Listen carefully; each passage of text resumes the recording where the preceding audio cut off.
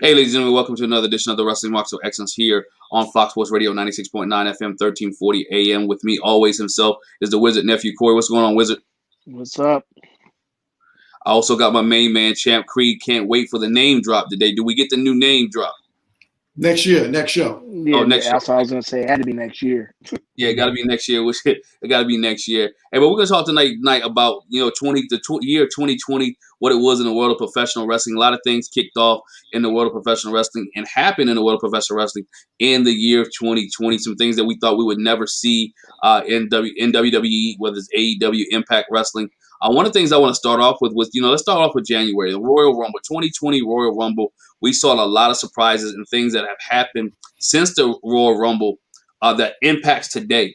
We saw Edge's return. We saw Charlotte Flair winning the Royal Rumble. We saw Drew McIntyre winning the Royal Rumble. And we saw one that really made an impact. We'll get back to later, the return of MVP at the Royal Rumble as well. But let's get with Edge. Wizard, when you saw Edge's return at the Royal Rumble, what was your thoughts?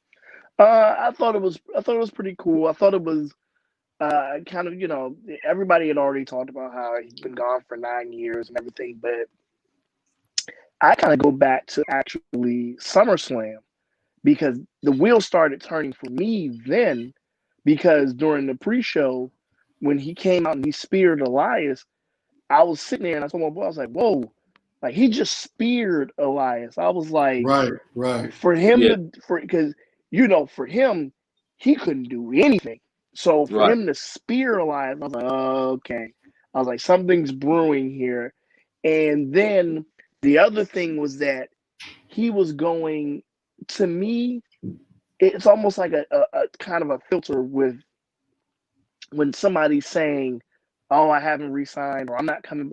Like he was almost going above and beyond to make sure that you knew he had not re-signed anything. He wasn't coming back. And that's when I really was like, okay, now I'm really thinking he's going to come back because he's being so extra with it to make sure he's not coming back. And so then when he shows up, it's like, okay, like it was great. Nothing takes away from it. But in the back of my mind, I was kind of like, I kind of saw this coming. But I'm glad it happened, though. So I'm glad it happened in front of the crowd, too. Yeah, did you, Champ? Your thoughts on Edge coming back? Was that one of your aha moments? No, it wasn't an aha moment. It's more of a gripe because the cameraman missed the angle to catch him coming out properly. That's not the cameraman's fault. Was that the cutaway scene? It was the director? Whoever the director is or whoever is back there, all the cameramen were in position because you watch all the replay. You watch all the replays on the network and everything. It shows the correct feed for it to get that first spear. All right, but so I 100% agree with you. It was the call in the truck, like it was just a bad call. Whoever was calling in the truck, yeah, a blown call because the pop. You heard the pop, and you saw somewhat of the react, but to capture it like they normally do, like for that type of comeback, blown call, didn't mess it up for me entirely.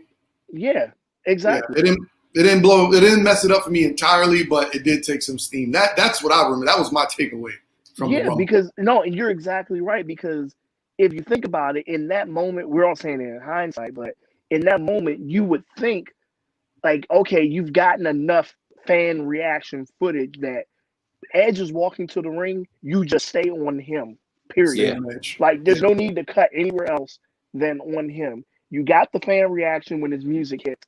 And, side note with that too, it's pretty good when, you've been gone for a long time, that you have distinguishable music to make sure when something hits and people know, like, that pop makes all the more difference. Like that whole, you think you know me, when that happens, like they go ballistic. And it's a difference. It makes a total difference. Then your music is being whack. and if you notice, speaking since we're on music, if you notice that usually with a lot of the themes, they calculate, and this is how brilliant they are, they calculate how to escalate the crescendo. Like they'll hit it so it'll go low so the crowd can get in, and then the crowd can pop. And then if you're the cameraman or if you're the producer in the truck, you already know how to position and make the calls for the cameras because like when you listen to Batista's song, Punk's first theme, his other theme, Edge's theme, like all of those themes have the same thing. So two more too like that. John Cena and Triple H. Right. So like for them to blow that, I was like, what? And for those that watched at home, we're so indoctrinated with how they position the cameras and what they do that, it was like, okay, but that's my memory. Go ahead, G. Yeah, no. I thought it was a good Rumble. I thought it was one of those good moments. I thought Edge return was a shocking, especially in my house. My daughter was a big Edge head. She loved Edge. Cried when he left, had to retire. So to see him come back and be able to wrestle like that, it was a big moment. We had a lot of big moments. There's one more thing, Glenn, about that too, that I will implore people to say. If you ever got a little bit of downtime or something, I'll tell people to go ahead and watch some of the reaction videos of Edge's return from these people at home. I mean, the ones in the live crowd are great too, but the people at home, because you could really feel some of these people that if Edge was really their guy, for them 9 years and then he's back, it's just, that was a big deal for a lot of people. It was almost, and see, for me, it was different because it wasn't that just return and then straight to the ring. But HBK's was sort of like that too for him because he was gone for 4 years, and then it was he kind of always heard he may be able to wrestle, may not, and then all of a sudden he's able to wrestle, and then you get 8 years out of him when it was only supposed to be probably a couple of months. So I get it, Speaking of that, and before I go to the next one, segue, talk about returns. Edge returned. They said he would never wrestle again. He returned. We heard Daniel Bryan years ago. He said he would never wrestle again. He returned in 2019. Do we see somebody like Paige return in 2021, 2022? Is there a possibility that after these same couple years that we'll see a return from a Paige? You want to go, Champ Creed, or you want me to go? Yeah, no, because she has so many other diverse interests that are going to take her time. And then in the current conditions with the pandemic and everything, she has some other things going on. And I just don't think that it would be in her best interest to risk injury again with what she has going on. Assuming she gets cleared, she'll wrestle again, not in WWE. I think her contract runs out. She does not re-sign, and she goes to AEW or something, or Impact or something. Actually, it'll probably be AEW just because of the platform. But if she's ever cleared to return, I can't see it being in a WWE ring unless they make amends with her, because she wasn't too happy with the whole Twitch thing. So you read my mind. That's why I was getting ready to go too. I don't think her WWE. She was one of the big proponents against. She likes the unionization. She likes to unionize, so she likes that aspect, and she loves the Twitch. If she does get healthy, I don't see her in WWE. I see her in maybe AEW in the ring. But also from that Royal Rumble, we saw Charlotte win the Money in the Bank. We saw Drew McIntyre. See her win Money in the Bank. I mean, not Money in the Bank. Royal Rumble. That was months later. My bad. The Royal Rumble. Champ, you was a year late on Drew McIntyre. But no, a year late or a year early. No, I thought he was on time. Was he on time? Yeah, I was on time because I said it at last. Yeah, I said it at last Mania. Yeah, I think he said no. I think he's. I said next year. He said he did. But that whole thing leading up to him facing Roman and at Mania, and I'll give Champ Creed credit for that. He was like, yeah, Drew's probably winning the Royal Rumble next year. That was definitely, I think last year he was happy Drew was on the roster, and he had kind of been saying, Drew needed something, I think, but Drew started to get it. And then Champ was like, okay, he's going to win the Rumble next year. Yeah, because he was on time. I was kind of nervous. Because he was looking shaky, but I think I might have said it when we were at Mania in New Orleans, was it? Yeah. Maybe. When I called it, I was like, Vince is going to do something. I can't remember, but it was right on time. So I was happy to see him win the Rumble and happy to see him go on to Mania. And I'm pretty sure we'll probably talk about that later. Yeah, absolutely. Same thing here. Happy to see him go to Rumble. Happy to see Charlotte win. No one at the time when January came, no one knew that there was a pandemic that was going on. Also, I want to touch this Royal Rumble this year. Royal Rumble last year had a somber moment to it because that was also the same day that we found out that Kobe Bryant had passed away. Oh yeah, that's right. Yeah. So did you guys watch that Royal Rumble kind of heavy heart? No, I mean not heavy heart. I mean, because it had already been not already been. It was enough time that passed throughout the day that by the time the Rumble came around, I mean, yeah, you were still like, "Dad, Kobe died," but at the same time, you kind of you had processed what you were going to process with it. To me, at least, that yeah, he had passed. Like, but because I had found out, I want to say we found out around maybe 2:30 in the afternoon. Yeah. And Royal Rumble started at 7, so it kind of details had already been out by then to where you kind of knew it wasn't still a thing that it just popped like an hour ago, because by then they had already did a tribute on the Pro Bowl. They had already been talking about on the new. So you kind of if you didn't know, you knew by then. So I didn't it didn't affect me watching wrestling. I could see if it was like the NBA All-Star game the same day or something. But I think because of the two difference in the sports, I kind of was like, okay, I was able to separate and watch the Royal Rumble. So, yeah, we talked about Rumble. The other thing that came out of that Royal Rumble that lingered a long time was that it's still lingering. Not the fact that Edge got hurt and he's out for a while, or that Drew McIntyre maintain the championship for a while. But one of the things that lingered from that Royal Rumble that we didn't know the impact of it now, we didn't know the impact then that it would have now, was that MVP return. And I think with MVP and the return of MVP changed the face, in my opinion, of professional wrestling for 2020 in the WWE. No one at that time thought that MVP returning would make that much of an impact in WWE, but it has. He revitalized careers. Shelton Benjamin is a champion again. Cedric Alexander is no longer just hanging out in catering. He's on TV each and every week.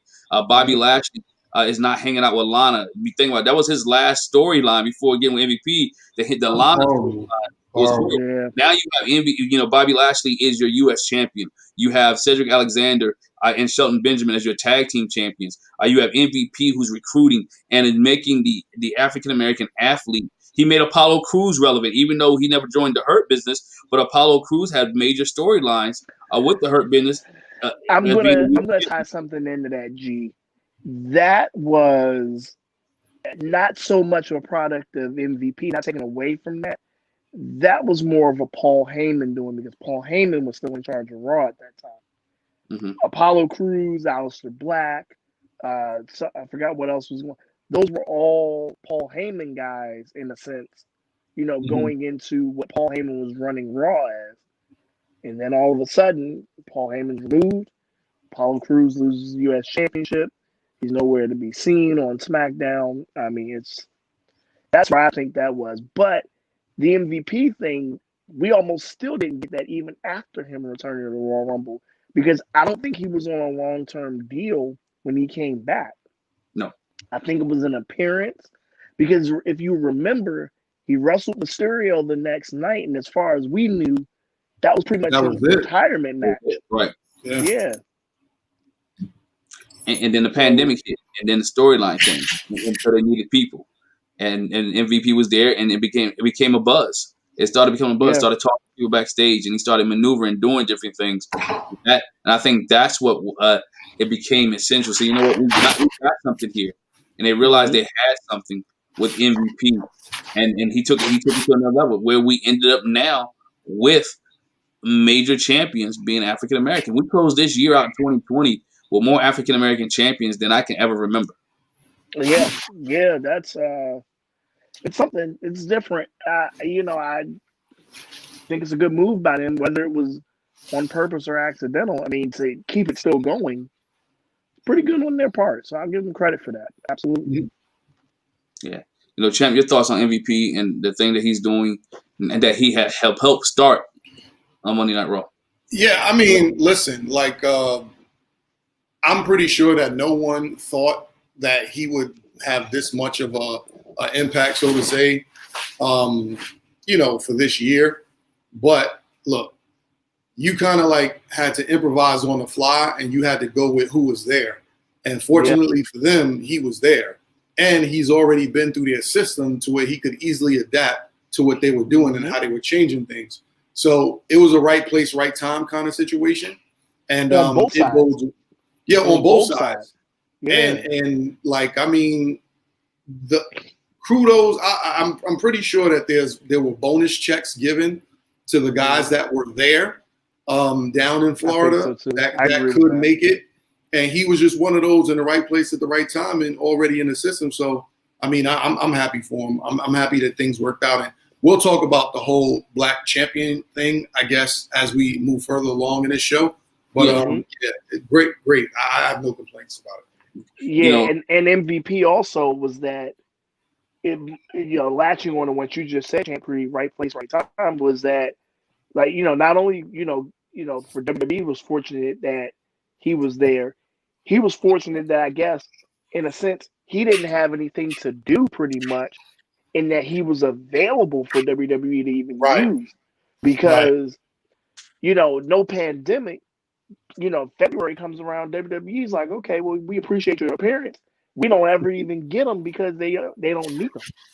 So by circumstance of the pandemic, both sides needed each other, and we're clearly seeing the benefit of it now. So yeah, worked out. Nothing happened early last year was that Jon Moxley defeated Chris Jericho for the AEW championship. Jericho had a long run, a long run with the AEW championship. Moxley defeats him for the AEW championship. In your guys' opinion, was that great timing? Was that something that needed to be done at that time with Moxley? Yeah, at the moment it happened, it was time. Jericho, I'll give AEW credit. They booked that perfectly to the run that he had. It didn't go too long, and it wasn't too short. It was done at just the right amount of time to build credibility and build up the AEW championship, with its first holder being Chris Jericho. With the name in itself gives the credibility, but also it allowed Jericho to become a big enough of a name as the AEW champion that whoever beat him, it made it look like it was a big deal. Because Jericho could have lost it a month from then, and then you'd just be like, okay, well, Jericho was the first champion, okay. But it really made it a big deal that Jon Moxley beat Chris Jericho, because Chris Jericho had a legitimate first run. He held it from what was that, September, was it? September to February? Yeah, February, September. Yeah. Yeah, September to February. So you're talking about what, 6 months? AEW Revolution. Yeah. He lost the belt too. Yeah. Yeah. Yeah, like literally lost the belt. Yeah, literally lost the we never know belt. if that's real or kayfabe, but we'll take it for what it's worth. He lost the belt legitimately. We'll take that as him losing the belt legitimate. Yeah. Yeah. In which they didn't even use for a storyline. I think, Champ, you mentioned it on one of our shows. They could have ran with that as a storyline. They could have ran with that. Yeah. He got Champ Creed. Yeah, you know what? They have, you can tell with AEW, they have long-term booking. And even the situation that how they passed the title, you can tell like that was a long-term booking situation that worked out to their benefit. And what I think that they did well was they adjusted to the resurgence of Jericho's popularity, because they thought that, he has a legitimate name. Everyone knows who he is. We give him the belt. We get a certain level of credibility we get a certain level of credibility with him having the belt, but he got hot, and he got hot really quickly. You know what I mean? And he was clicking on all cylinders, from the merch, his music, the bubbly, like he was just like all as hot as you can get, I don't know how he came in as the number 2 wrestler of the year. We've already discussed that in the ratings, but we'll leave that alone. Oh, hey, G, I only see my single panel. What happened to the tri panel? I want to see you guys when I make these conversations. So, here we go. Look, I'm gonna jump on this about that right now. Also, to be honest, a great thing that happened with Jericho's title run was also whoever wrote in the Inner Circle being the Inner Circle, because the sustainability. Granted, Chris Jericho, if anybody could have sustained by themselves, as the champion, it could have been Chris Jericho. But the addition of the entire inner circle just made it that much more credible that, okay, we really need somebody to take down Chris Jericho because he's got his gang with him. He's beating everybody.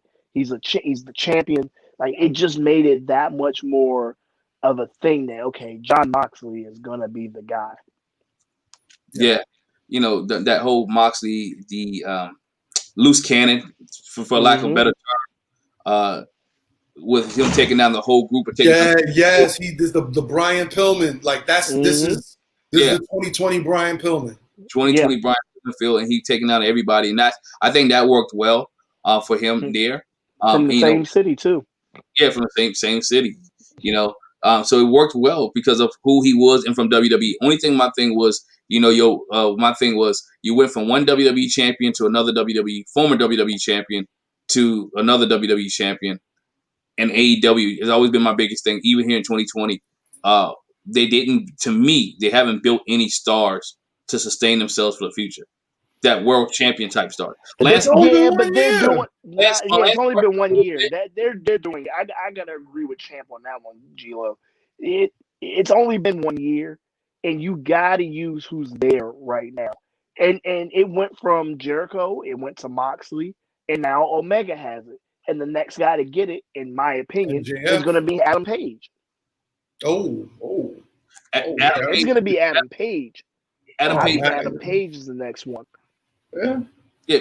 Page was hot. Page has always been there. He's been there since day one. Yeah, that's their two cornerstones though. Champ Creed, MJF, and Hangman Page are going to be the guys the next 10 years. That's their two guys. That's their Orton and Cena, basically, that they could go back and forth off of. That's it right there. And while we on that AEW, let's stay right there. We'll jump a little bit into a year close in November, December, where you had Kenny Omega winning the AEW championship. And we see Kenny Omega going over to Impact Wrestling. We see a merger per se, or a co-brand between Impact and AEW. To me, I think that really help both brands towards the end of this year, smooth some things over. I think it's going to help Impact more because now it makes Impact more of a household name. We know Impact has been on the rebound and the bounce back and the rebound and the bounce back and the rebound. They've been on life support so many times. They keep kicking out at 2.5 or 2 3/4. 2 3/4. 2 3/4 they keep kicking out, and they're coming and they're back. So with this AEW and Impact partnership, where do you see this going with AEW and Impact? Who does it help more? I'll say this, and it's not even in vain or in a bad way.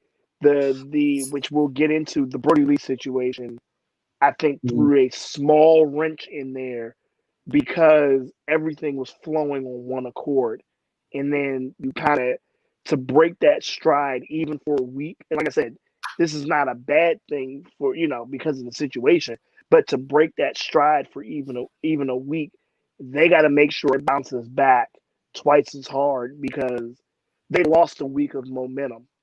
That's not anybody's fault, but they lost a week of momentum with it. Yeah. Yeah. I mean, it's good for the game overall. Not just those two promotions. It's good for it because now talent has a pipeline, or the talent has a goal, or the talent has a place where they can go and get almost close to equal billing now because more fans are watching it. And not for nothing, there are probably hundreds of thousands of Impact fans that just don't know where it is. They don't know how to watch, when to watch. They don't know the best way to watch. They don't know who's in and out. They just know the brand. And if something big pops up, they'll go back. That was the something big to make them pop back and say, all right, let me see what's going on. So that was good for the game overall. I think it was good for the game. I think it was good to show everyone that they didn't mind partnering together. And I think when you have mergers like that or partnerships, and everybody's coming for WWE, let's be honest, right? Everybody's they can say they're not coming for WWE. They absolutely are. They actually are. WWE. And so now they're doing something that WWE has not done, or as to this point, merge with another company that's been on TV. Because I do think WWE is going to merge with a company, and I think it's going to be New Japan. If you really ask me, I think we'll see New Japan. That's the only company that makes sense is for WWE and New Japan to have a partnership or relationship together. And I think if AEW better do it before AEW gets there, because I think AEW got the inside track on that. But if I think AEW, if they was going to do it, they would have done it already. And we haven't seen any. No, you don't know. Unless it's already being done. Unless it's already being done and we don't know yet. And with the pandemic and COVID, you don't really even know how that would work. So I mean, that is just a wait and see situation. But it would definitely, would it help WWE? Yeah, it would. But would it boost AEW? It would boost AEW. But it goes back to what was that late 70s where they had that clash. I can't remember the name of the pay-per-view. Was it Worlds Collide, where it took all the indie organizations, they put them together, and it had a pay-per-view like in the late 70s, early 80s. But I think it would help out everybody if they had a revolving door, and we could get some dream matches that we hadn't seen before if you mix those companies together. But it got to have a story, because again, I'm asking you, does the AEW merger, Kenny Omega being champion, Rick Swann being champion in Impact Wrestling, does it help Rick Swann to lose to Kenny Omega? Yeah. If he's as long as he's in the ring with Kenny Omega, it helps him. So, I mean, and that could be, and that's not to him, that's anybody. Kenny Omega is still, in most regards, held as the best wrestler in the world. So, with that being said, if he's in there with Kenny Omega, and that's the reason people are tuning into your show, because he came on it, and segue with that. The one gripe I have so far about this kind of potential merger thing, I felt like the episode that Kenny Omega said he was going to be on, that first one, I feel like they should have brought the house as far as the regular Impact telecast. It was good. I think it should have been almost a pay-per-view. And they needed to bring every single thing they had. And I just feel like, to me, it was okay, you featured your main guys, but it just didn't feel. It basically, the whole night didn't keep you as, oh dang, Impact's got this. The whole night kept feeling like, okay, when is Omega coming on? Right. That's how it kind of felt to me. Which I know Impact's got the talent over there to put on a better show for what they did, considering the circumstances that you knew people were tuning in to see Kenny Omega. You could have put on a huge show. Excuse me, for that point. So, and they got a decent roster. That's one thing about Impact. They do have a decent young roster over there that talent can draw from. And so the Impact, the AEW Impact merger, I like to see it. I like to see where it's going in 2021. I want to see where it ends up in 2021 and see who benefits the most out of this. And if they could carry it throughout the year, it would be great if they could carry out throughout the year so they can get to Slammiversary and then get to All In, where they can use their big pay-per-view platforms to have all Impact and AEW both on the same pay-per-view. I think that would be. And I got to add, just for those that are watching, obviously, I criticized WWE for their hard camera, B camera changes in production, and I've made several changes myself. But I have a cat, and cats like to get on the stream whenever somebody else is. I don't know what it is, but this particular animal, they just know when the camera's on, and this guy's been all over the camera. So that's what I get for criticizing Edge's camera angle. Cats bring ratings. I know, right? Bring people up animals. But now, we said they had a big year. I'll tell you who else had a big year. And it's a female, and she continued to have a big year. There was two females in WWE that had a big year. They carried the company throughout the summer, and that was Sasha Banks and Bayley. In hindsight, I am so glad that WWE, it's like they almost knew that WWE didn't have that Sasha Bayley match last year at WrestleMania when everybody thought it was going to happen. Not the 36, but the when before. So and then they were 35, 35.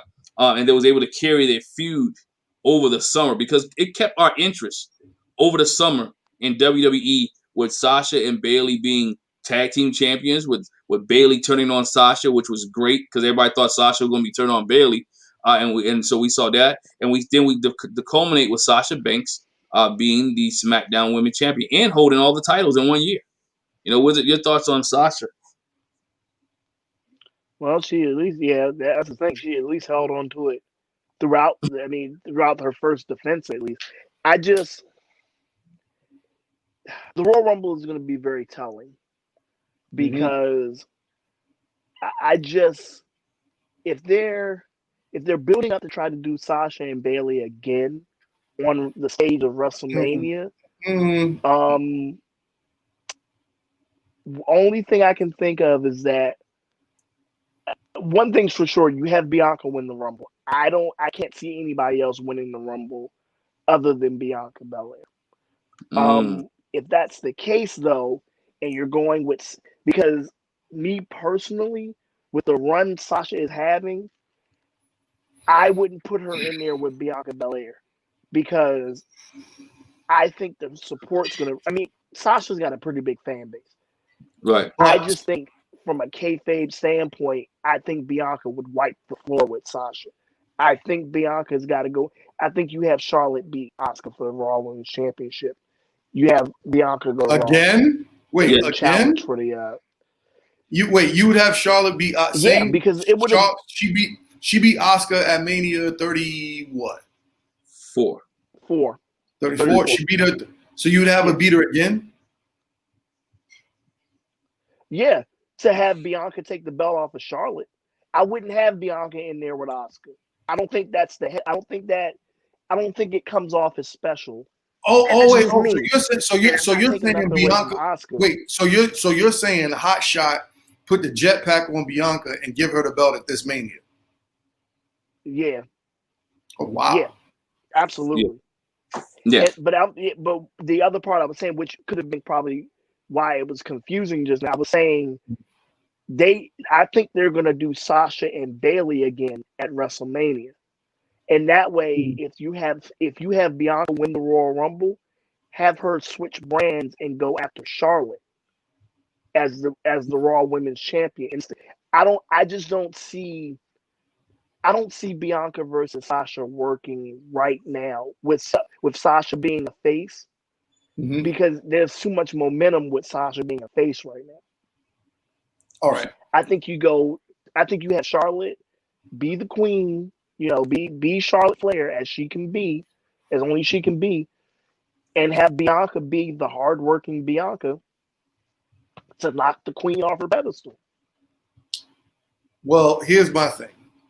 I think we can attribute Sasha's reemergence to the feud with Bayley, but her new look is definitely because she feels Bianca on her heels, right? Remember, WWE. I can live with that. WWE is like a white high school, right? Where you got all different types of groups, diversity, whatever. There's always that one bad black chick, and that's been Sasha, and she's a senior. But now you got this bad chick from where Bianca from? Tennessee. You got this bad freshman or this bad transfer sophomore from Tennessee that. Okay, you got swag, but her swag is a little more fresher. You dress nice, she dressed a little bit better. Your drip is fly, her drip is a little bit flyer. Now, that's just the presentation. She's taller, she's bigger, she's stronger, she's more fresh. She's ESC. She's ESC. Yeah, right. And the gimmick, like I said, we talk about it. There's the gimmick, the presentation, the music, and the in-ring. She has all 4 A-level. Yeah. She has all 4. She has all 4. And she has that extra little one thing that we don't count, that charisma, that special charisma. Because to get to that point, you got to have some semblance of charisma. But she has that special charisma. You don't want to put her and Sasha in the same place at the same time. Yo, you don't. I agree. That's where I was getting to. Yeah. You send her over there so that way you could keep her light burning bright here. And then eventually when she fades, then you put her up or you make them clash so that way you can have that transition. Because she's so much of a athlete over everyone else that's there. You know what I'm saying? When I say that, when you put her in competition, her facial expressions, the way she wrestles, the emotion to it. I mean, you said she does her own outfits. Even her outside of the ring stuff, YouTube and things that she does there. She has for lack of a better term, the total package. You know, Yeah. she has the total package that's there. And if there was a fan base right now, if there were fans, she would have the crowd behind her because of the way she comes in the music, the way she walks to the ring, the clapping of her hands, the even the promos that she do backstage when she just be sneaking up on Bailey and she's like, "Yo, Bianca is where it is right now," and I think she takes the bar to another level in the women's division, and she's benefiting. Yeah. Even when Becky comes back, even when Charlotte, because there's some matches, I think Bianca is the next women face of the company. No other black woman on the roster is portraying themselves the way she is. It's actually crazy that pretty much the 3 black women we have on the roster, the women's roster, Naomi, Bianca, and Sasha. Am I forgetting somebody? Is there another black woman on the roster? No, right? Not on the main roster right now, right? Not on the main roster. You heard me? No. You heard me, G? So of those 3, I said Sapphire. No. Oh, he roll over. See, but that would apply. That would apply. Yeah. But no, we can't pick on G. Look, there's 3 different dynamics of the type of African American woman we have on the roster right now. Naomi is the athletic one but Naomi is not promo wise where Bianca is to me. I got it. You have Sasha, she's everything. Go ahead. Naomi, she's the Beyonce from Destiny's Child. Sasha is like a Cardi B, and Bianca's Meg Thee Stallion. Yeah, I could see that. Am I in the ballpark? Yeah, you're in the ballpark. You're in the ballpark. Each one had their own time frame and their time period. Right. Yeah, and Meg is now.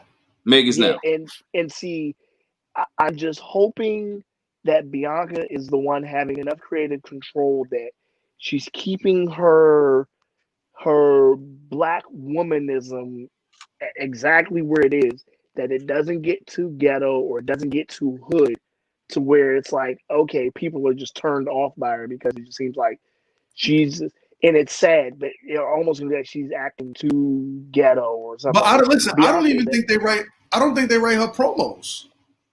I think that's what I'm saying. I'm hoping it stays that way.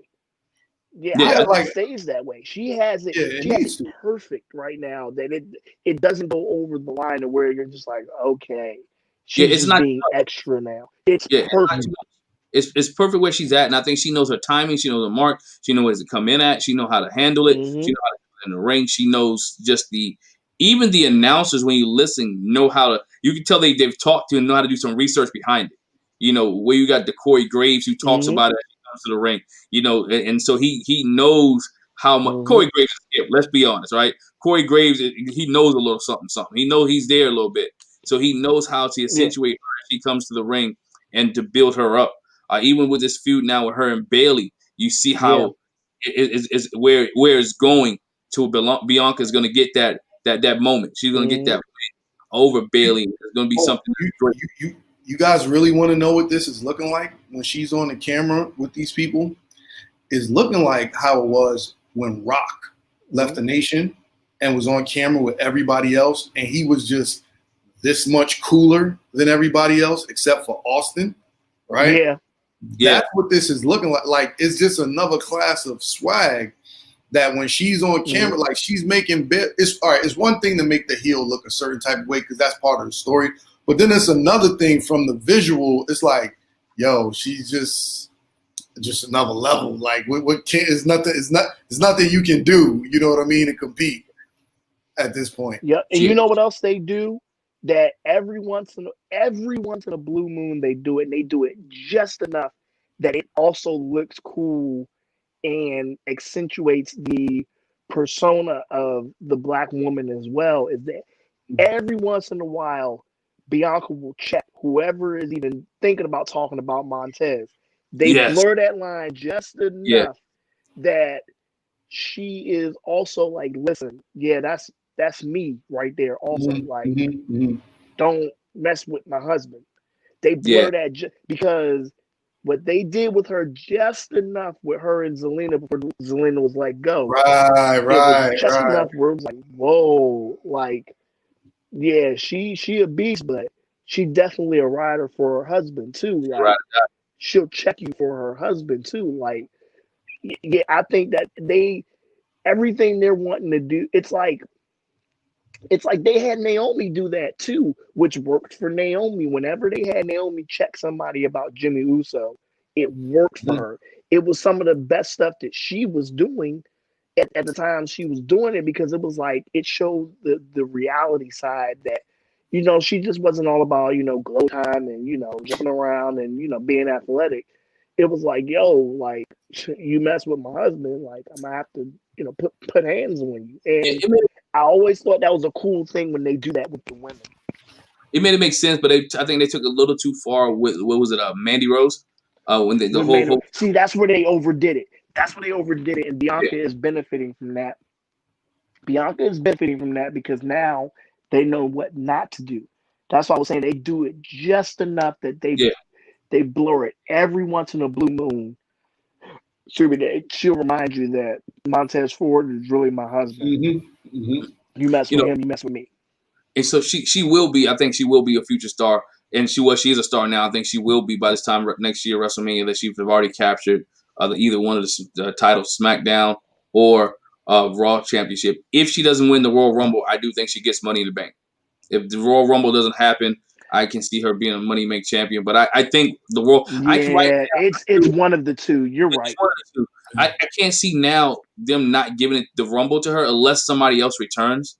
I can't see any other woman on the roster could actually win the Rumble and make it believable. Yeah, now, if Becky comes back, if it's Becky.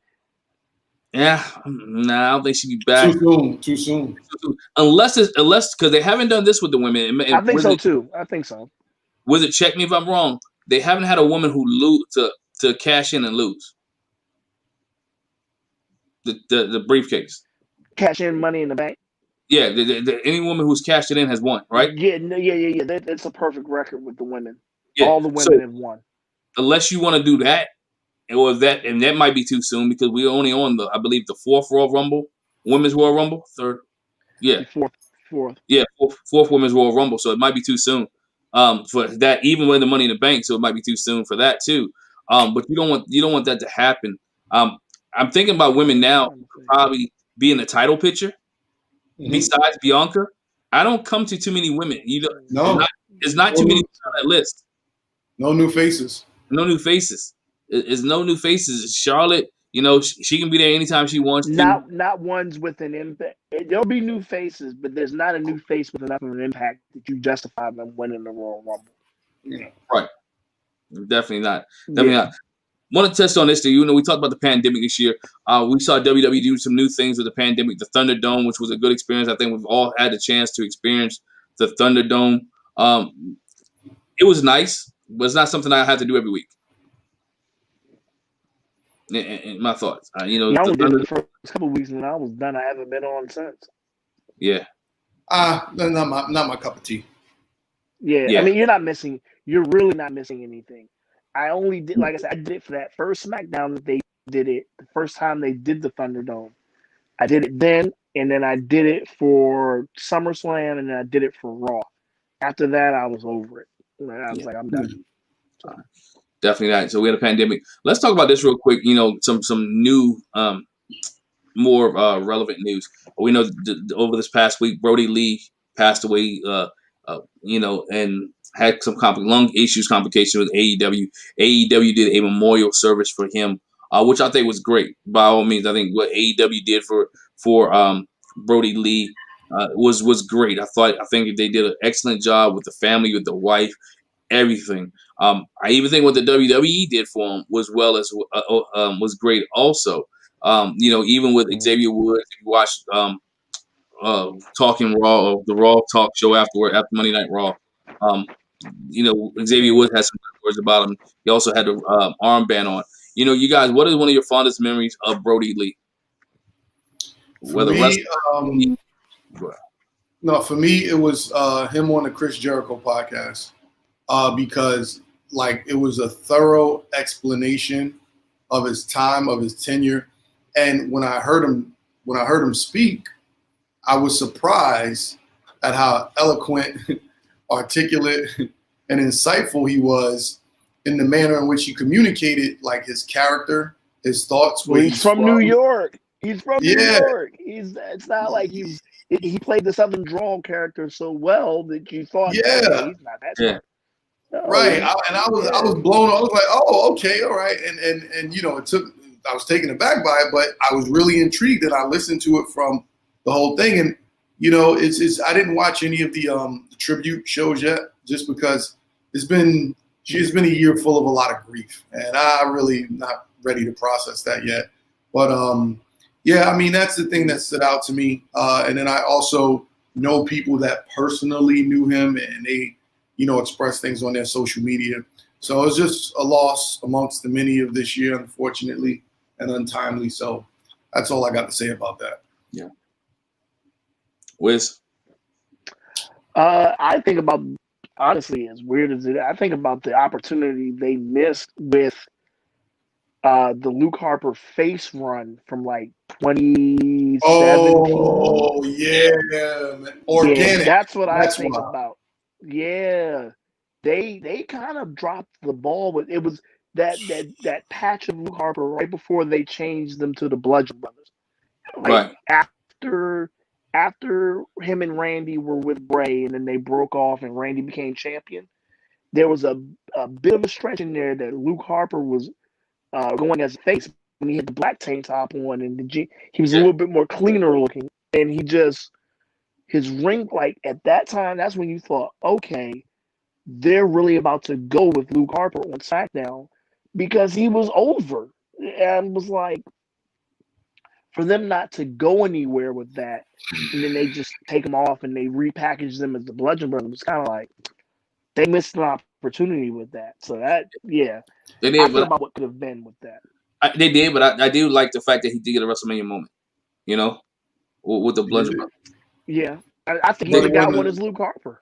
It wasn't the same. Yeah, it was I hate when they do. That's they get the titles at WrestleMania. So some people, gripe and complain for the sake of trying to nitpick whatever, and sometimes it's valid, but that's just one of those situations where it's another one of those situations where the dude is organically heating up.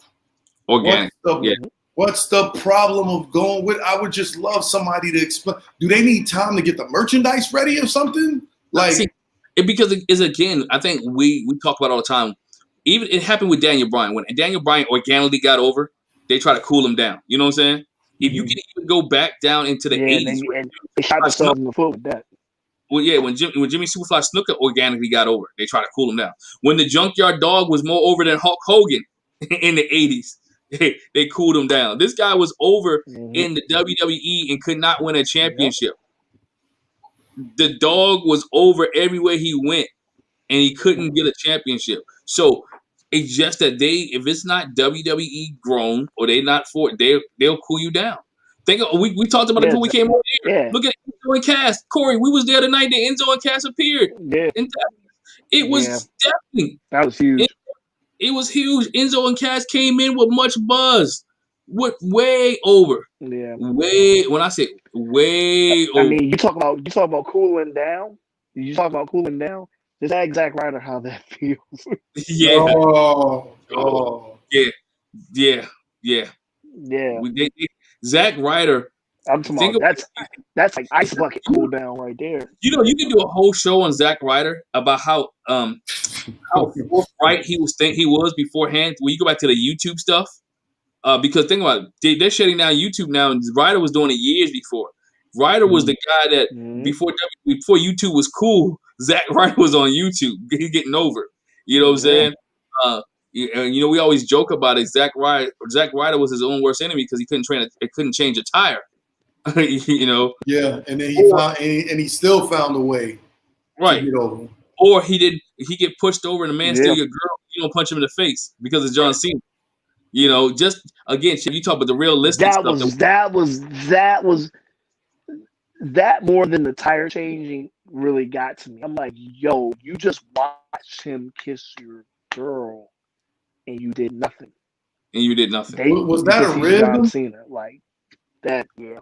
That was them cooling him off. Yeah. That was them cooling him off because he was so much over. It's just stuff they do. They could ride with that, man, let's get ready to get up out of here real quick. Fellas, the last thing I want to touch on, we touched on it a little bit. There are in the world of professional wrestling, I don't want to hear people say this, and you can come at me at Real Glenn Thomas. Next year, I don't want to hear anybody say anything about black champions because WWE is giving us a lot of black. Wait, stop. I got to stop you right there. One year, yeah, 1 year does not make 6 months does not make up for 60 years. It for does for the Bobo Brazils, for the what's your man that taught Edge, Big Daddy Siki, whatever, right? Yep. No, I'm not. No, you can talk about it. I'm the look. So people can talk about it for as long as it took. So if it took 50 years to get to this year, you can talk about it for 50 more. That's evil. That's even. Hey, but they're giving you my point is they're giving you what we have asked for, and I don't hear anybody else. I don't hear people saying, you know what, they're giving you where you at. They ended the year with almost every major title except for the Raw, whatever the title has, with a person of color as champion. That's 75 years too late. So I'm supposed to be happy now? Nah, do it. 20. I want 2021, 2022, 2024. Give it a break, and then 2025. My argument on that is, and Wizard, you probably agree with this. Up until this time frame, and we said who else could have been. That's always been my argument with that. Is that we want the colored champions, which we deserve, but it's like who was in that position to take the ball and run with it. But the other argument is that who was ever given the opportunity to get the ball to run with it. Hold on, you know what? And somebody explained something to me 2 weeks ago. I can't remember. I heard it on a podcast, and then somebody explained it to me. There's a difference between being given a chance, being given an opportunity, and then even the third one, being tested, being given a chance, and being given the opportunity. Mm-hmm. We're at the point where now, for this year, the people that you mentioned, they're given opportunities because those that have preceded them were given chances, and those that preceded them were tested. Right? Now, we're still not talking about the two big belts. We just got Kofi last year. Right. If you look at the potential from back, you mentioned JYD, even a decent IC run would have been doable. You know what I mean? But then if you give him a chance with the IC and people respond to that, now you got to give him an opportunity with the big belt. Yes. And that's why certain chances aren't given. That for the same reason why I said. Remember at that time though, Keith. Mm-hmm. But remember though, at that time though, in the 80s, the Intercontinental Championship was the wrestling championship. Yeah, and I just don't think JYD was the ring guy to be in there to have your 30, 35-minute matches as the ring. I get what you're saying, but I'm just thinking at that time, with the Intercontinental champions we had up until probably Warrior. Yeah. It was your in-ring belt.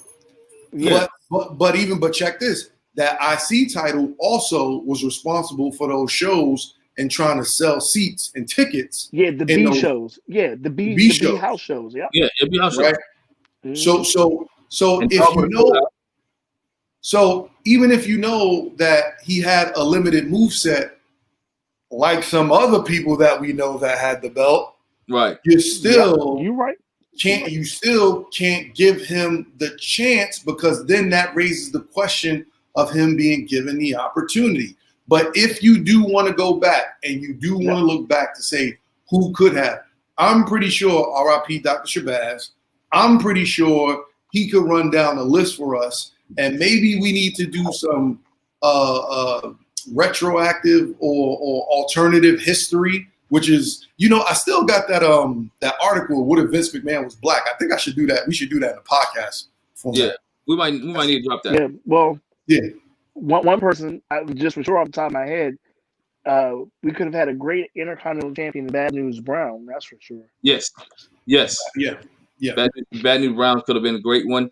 Bad News Brown could have been champion at that time. Yeah, he could have. Nobody said anything. Yeah.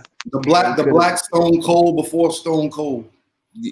That's a whole different show itself. How gimmicks they stole from African Americans and put on somebody else and went to another rock.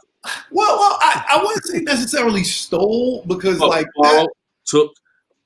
It's just one of those weird universal things where you had this one guy that was this one gimmick at this time and it got just so high, and then you got another guy that has a similar gimmick where it's like, look, Moxley and Pillman, right?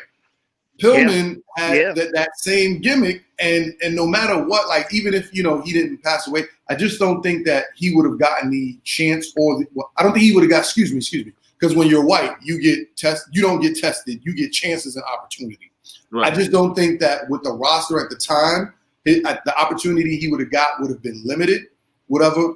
But for Moxley in this time, taking that the only problem with that, it's just the only thing is, if they would have let Pillman get his dial turned up to 10 like Austin, you talk about the attitude there. With Brian Pillman, I think that thing you're calling opportunity, he might have got it. For real. No, he wouldn't have been. He would have took it. He would have took it. Yeah. Shoot, think about it. After the Hart Foundation, Brian Pillman and DX. Yeah. Ooh. Yeah. Yeah. Definitely. We got to do a what if show. Yeah. You thought Hunter was bad. Yeah. We really need to. No, we really need to. Yeah. If you even bring back to now, with Big E, you talk back to your Intercontinental Champion statement. Big E being the Intercontinental Champion now, is he at the point where he's next level, or he's just a placeholder?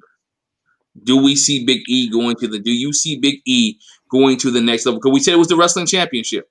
All right, that is the Intercontinental title. I know it's changed over years. That is not the worker title anymore. It's the next in line. Let's see if we can stick, or see if it can get you to the next level. Do Big E get a long Intercontinental title run?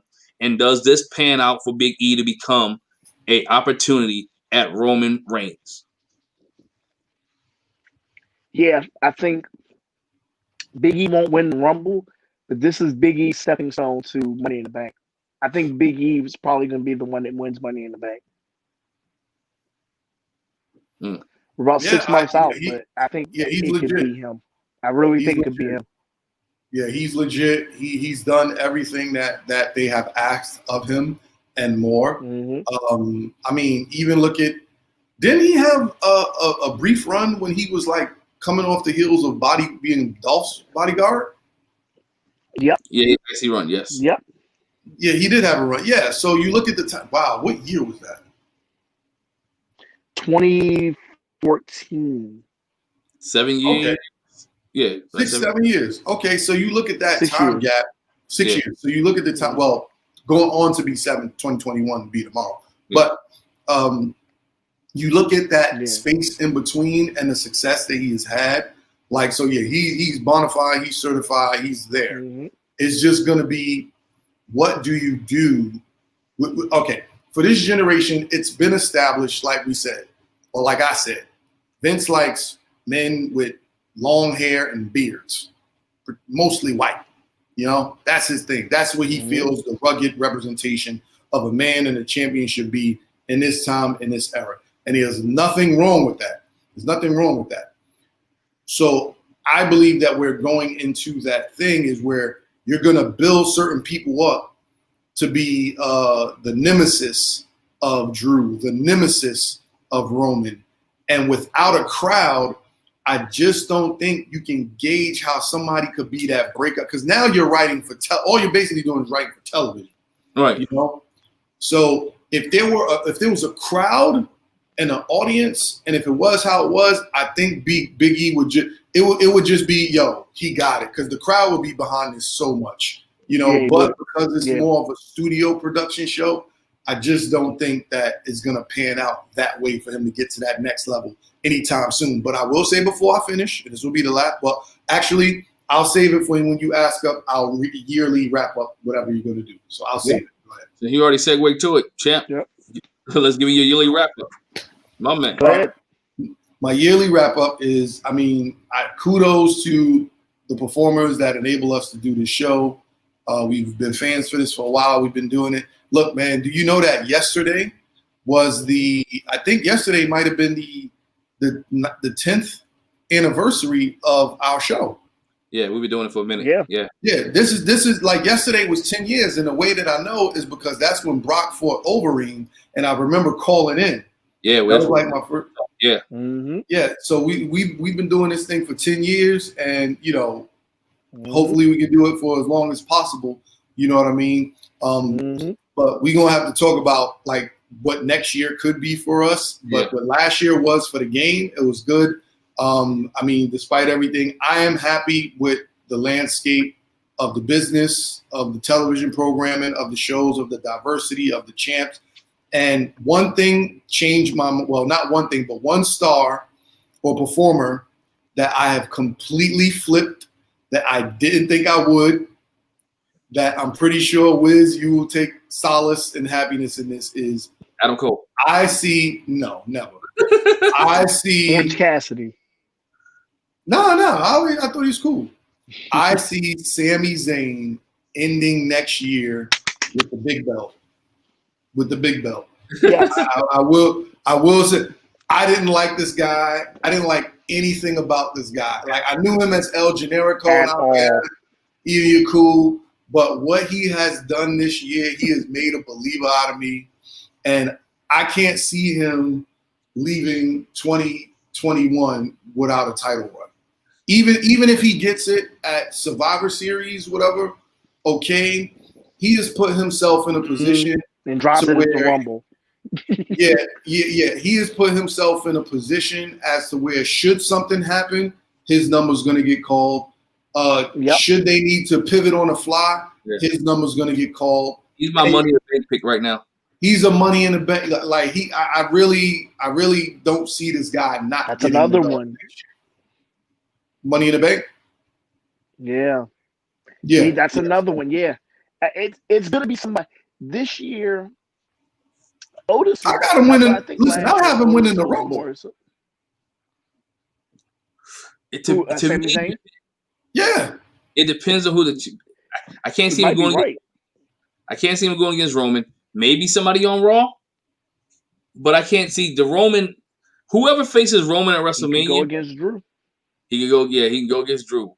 Whoever Roman go against at WrestleMania is gonna be big. Right now, if I had to pick one, I see Roman and Daniel Bryan.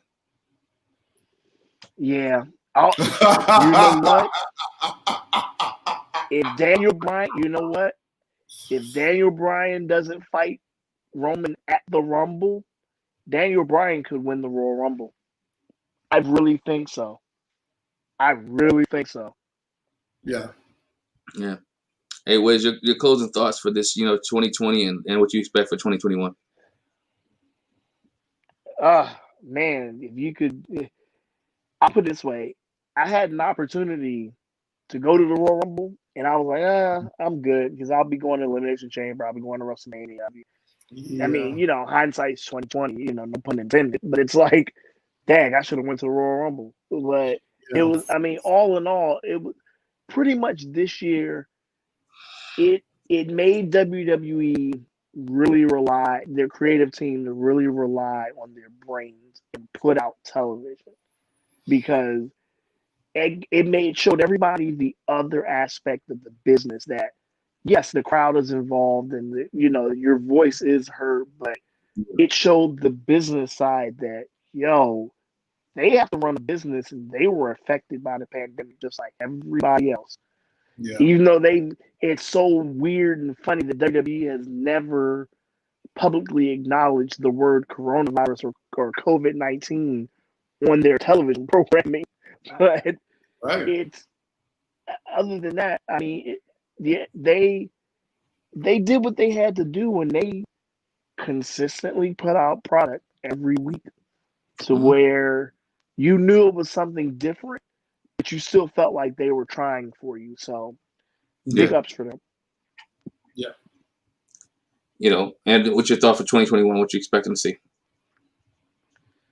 If we get back to where crowds are starting to be involved again, whatever they did this year in 2020 to kind of throw, which, I kept saying it week after week, just throw something against the wall and see if it sticks. If there's ever a time that you can branch out and see what you can do with anybody, it's right now, where there's no crowd to kind of mess on what you're trying to do or to boo it out of the building.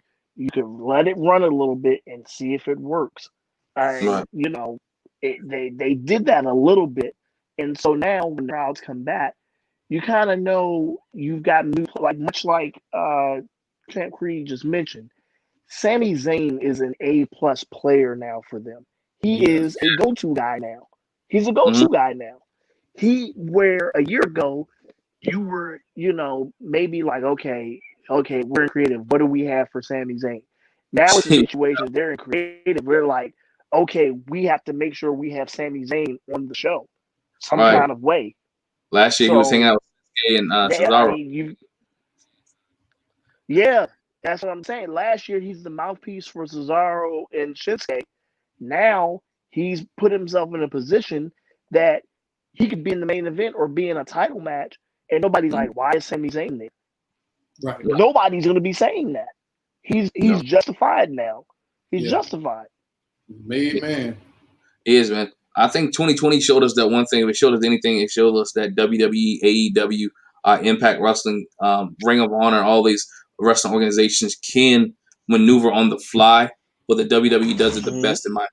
That they do the best on maneuvering on the fly and get things done. WWE went from being at the Performance Center to being at the Amway Center to being at the Tampa Bay Rays baseball stadium. Now we got Tropicana Field. We got introduced to the Thunderdome.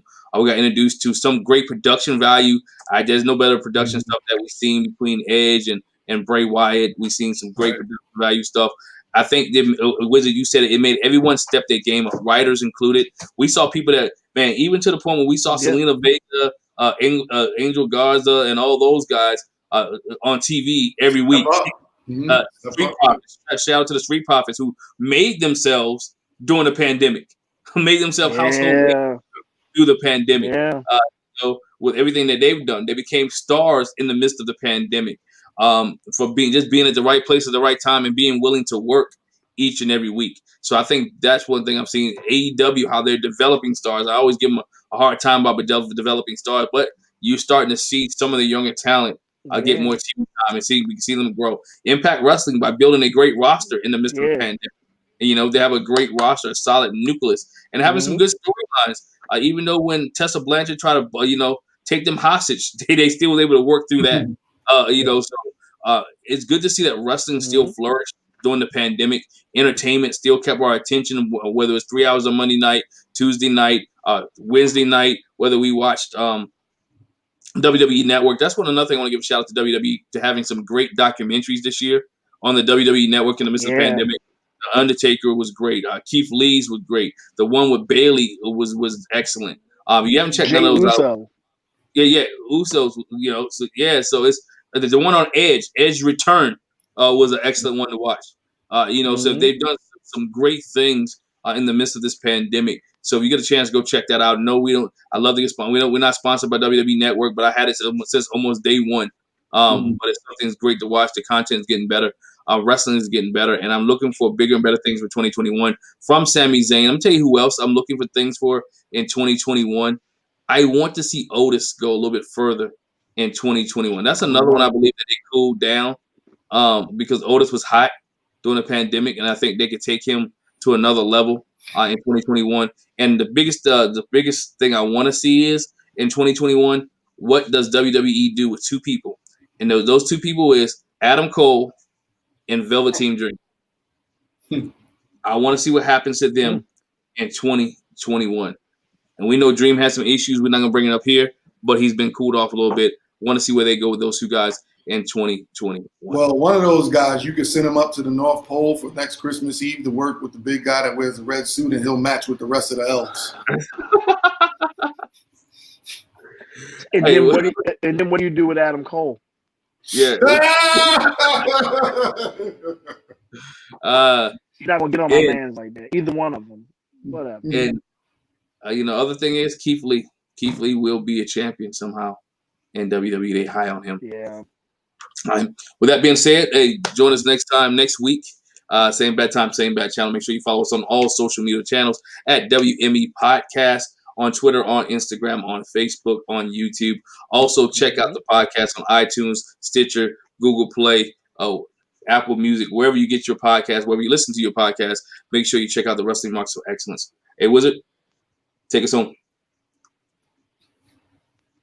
Hey, if you're not confirmed, consider yourself denied. End of story, as Dr. D would say. Ladies and gentlemen, good night. Good night.